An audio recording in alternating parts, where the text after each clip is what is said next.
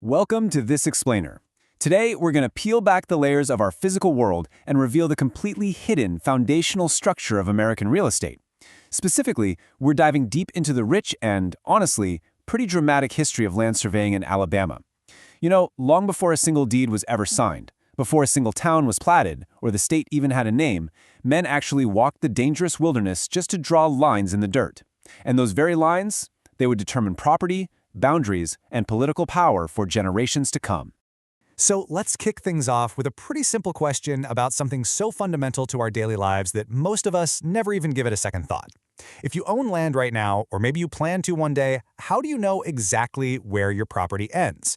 I mean, without a rock-solid, reliable system, the whole concept of buying, selling, and owning real estate would just completely collapse.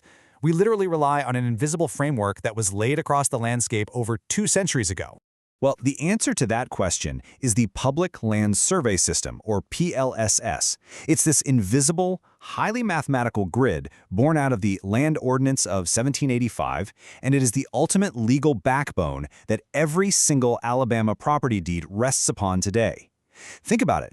The newly independent United States was staring down a staggering war debt, right? They absolutely needed a reliable way to sell off their vast western territories. So the brilliant solution was this PLSS grid, chopping the land into rigid townships and sections that were just perfectly suited for orderly settlement. Now, before this grid came along, early American colonies out east used something called the meets and bounds system, and let me tell you, it was incredibly chaotic. Imagine your legal property deed reading something like, from the big oak tree to the bend in the creek. Okay, but what happens when lightning strikes that oak tree? Or your neighbor chops it down for firewood, where the creek naturally changes its course over time? It was a nightmare. That chaos was beautifully replaced by the relentlessly predictable, uniform rectangular grid we use now, guaranteeing permanent boundaries based on pure math. Section 1. Mapping the Alabama Territory and its 2 important meridians. Before any of that neat mathematical subdivision could happen, and way before towns could be safely settled, these frontiersmen had to literally walk through the wilderness to lay down 2 crucial reference points. These abstract lines essentially paved the way for Alabama to become a state, and it all happened in rapid-fire succession.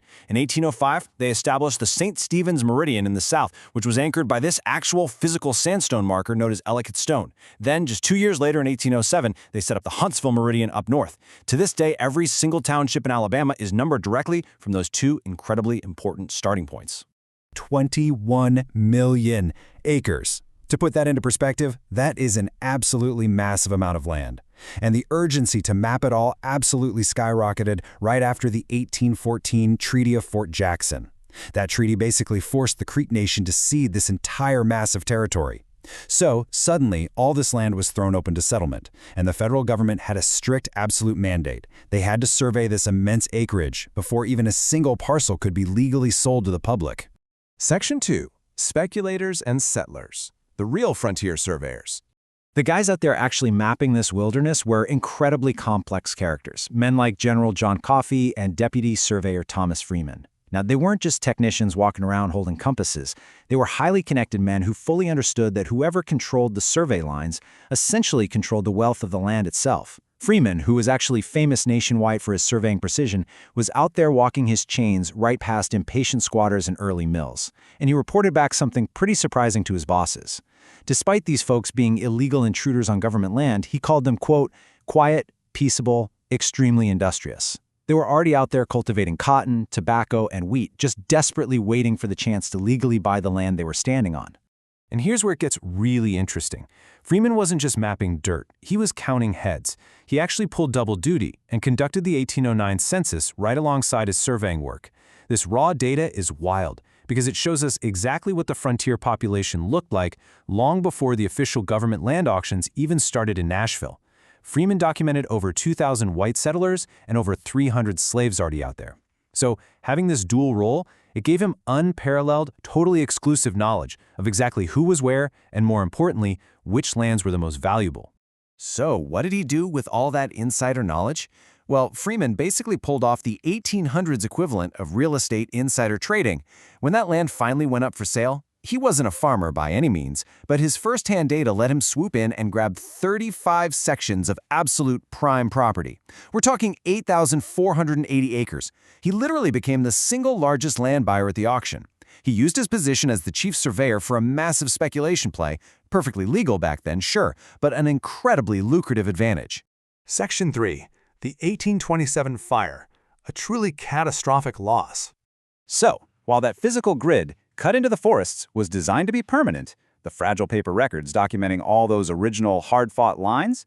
Yeah, they definitely weren't. On December 14, 1827, a massive fire just completely swept through the Surveyor General's office down in Florence, Alabama. Now, some northern records were saved, thankfully, but the fire absolutely wiped out the original surveyor field notes for roughly 250 townships in the southern district. Just a catastrophic loss. All those original distances, the map stream crossings, the specific locations of the witness trees, all of it just turned to ash, and it could never, ever be fully recovered. And listen, this wasn't just some unfortunate historical tragedy. It has massive, real-world implications for us today. The loss of those records created what the industry calls burned counties. Because they don't have those original on-the-ground measurements to guide them, modern title searchers, surveyors, and real estate folks still face incredibly complicated legal hurdles in those areas today. They literally have to rely on secondary evidence just to try and reconstruct boundary lines that were established nearly 200 years ago. Which brings us to Section 4, the future of surveying, featuring some seriously high-tech solutions. We've definitely come a long way from the absolutely exhausting work of dragging heavy physical chains and compasses through the muddy wilderness. Today's surveying toolkit is amazing. Professionals now use advanced GPS receivers to pinpoint exact coordinates down to the millimeter. They deploy unmanned aerial vehicles, drones basically, to safely and quickly capture these stunning high-resolution images of massive tracts of land. They've completely moved on from fragile paper plat maps to highly sophisticated 3D modeling and GIS mapping. It's a whole new world. But it's kind of a wild time for the industry right now, honestly. They are facing a pretty stark juxtaposition. On one hand, they're battling a huge shortage of qualified professionals as the older generation of surveyors retires, and man, that new tech equipment is expensive. But on the flip side, the demand is absolutely booming. With our populations rising, massive new infrastructure projects popping up everywhere, and the urgent need to adapt our coastal areas as sea levels shift, the opportunities for specialists in 3D and GIS mapping are just enormous right now. So, as we wrap up this explainer, I really want you to take a second and look at your own neighborhood today. It doesn't matter if you live in a quiet suburban cul-de-sac or out on a sprawling rural farm. Your property is completely defined by this invisible grid. Just think about it. Those hidden, sweat-stained lines drawn centuries ago by men like Thomas Freeman and John Coffey. Lines that somehow survived devastating fires, frontier dangers, and the ultimate test of time. They are still flawlessly dictating the shape of our modern lives.